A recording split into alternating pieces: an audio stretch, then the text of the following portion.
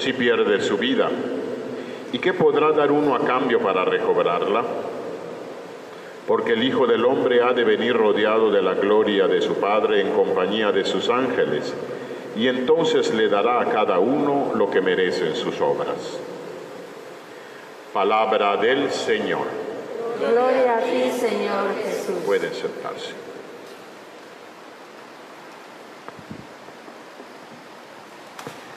De nuevo Pedro, el apóstol Pedro, se convierte en coprotagonista del texto evangélico de este domingo, igual que lo fue el domingo pasado. El apóstol Pedro, lo sabemos muy bien, lo escuchamos el domingo pasado, el Señor le había dado las llaves del reino de los cielos. Le había hecho la piedra angular, la piedra más importante, donde se iba a sostener no solamente el edificio físico de la iglesia, sino sobre todo el edificio espiritual de la iglesia. Pedro el apóstol, Pedro el primero, Pedro el príncipe de los apóstoles. Sin embargo, en el texto del Evangelio de hoy vemos una palabra fuerte, yo no me atrevería a decir una grosería, pero sí una palabra fuerte que Jesús le dirige a Pedro. Apártate de mí, Satanás. Así le dice. Aléjate de mí, Satanás. ¿Qué fue lo que hizo molestar a Jesús para que le llamara de esa manera al apóstol Pedro?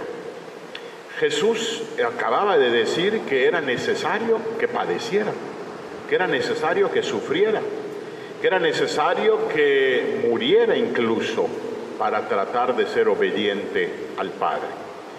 Cuando Pedro escucha la palabra sufrimiento, la palabra muerte, la palabra dolor, la palabra sacrificio, Pedro trata, y así lo dice el texto de San Mateo, de disuadir al Señor, de convencerlo de que no sufriera. Yo no sé, me estoy imaginando un poco la escena. Pedro le cruza el brazo a Jesús, se lo lleva aparte y le dice: hombre maestro, vamos a tomar un atajo para la salvación, vamos a buscar un camino más corto, vamos a evitar eso del sufrimiento, vamos a evitar eso de la cruz. Y es cuando Jesús, con voz fuerte, lo llama así: aléjate de mí, Satanás. ¿Qué era lo que Pedro en el fondo estaba pidiendo? No quiero sufrir, no quiero morir, no quiero pasar dolor.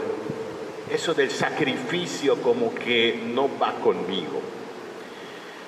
Y queridísimos amigos, la vida no puede ser, no se puede entender la vida sin dolor. No es que el dolor haya que buscarlo, no es que el dolor sea una cosa buena, no es que el dolor sea algo apetitivo, algo que alguien quiera, algo que alguien busque, a no ser que sea una persona enferma psíquicamente, un masoquista, así les llamamos a esos a los que les gusta sufrir. A nadie le gusta sufrir, nadie busca el dolor, todos evitamos o todos tratamos de evitar el dolor. El dolor nos repugna, el dolor nos repele, el dolor nos... nadie quiere sufrir, y es cierto, y no es malo eso, efectivamente, nadie quiere sufrir. Pero lo sabemos muy bien, en la vida siempre hay sufrimiento. En la vida se requiere sacrificios. No hay nada en la vida que sea gratis, nada.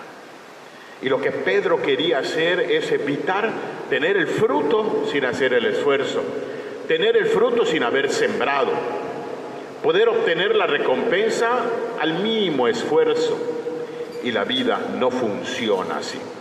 Y desafortunadamente es una enorme tentación, no solamente contemporánea, es una enorme tentación que tenemos los hombres de todos los tiempos. El querer llegar a la meta de manera fácil, de manera gratuita. El poder recoger frutos sin haber sembrado, sin haber sudado lo que supone la siembra. Y no puede ser así. Nuestro Señor agrega: el que me quiera seguir, que tome su cruz. La cruz es sinónimo, sí, de dolor, de esfuerzo. Y no es que haya que buscar el sufrimiento nos busca. ¿Quién puede decir que en su vida no haya sufrido? Todos hemos sufrido. Podemos hablar de distintos tipos de sufrimiento también. Hay algún sufrimiento que es el sufrimiento físico. Todos hemos experimentado el sufrimiento físico.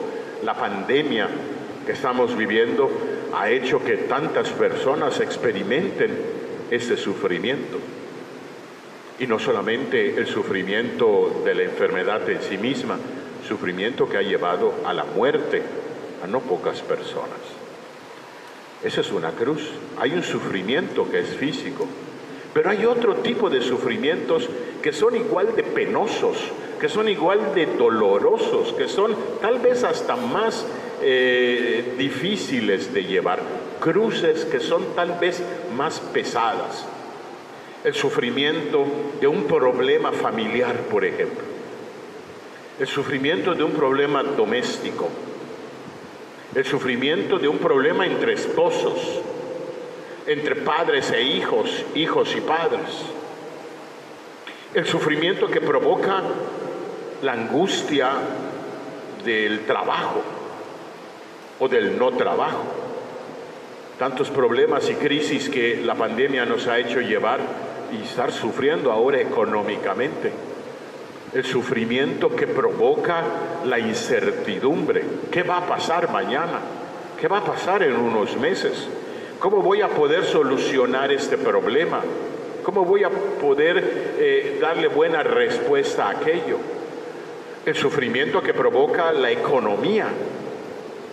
¿Quién no se siente a veces un poco desesperado por sus problemas y conflictos económicos? Y no hablo de grandes riquezas, ni mucho menos, no. Pero todos necesitamos dinero para pagar nuestra canasta básica, para pagar nuestros gastos ordinarios.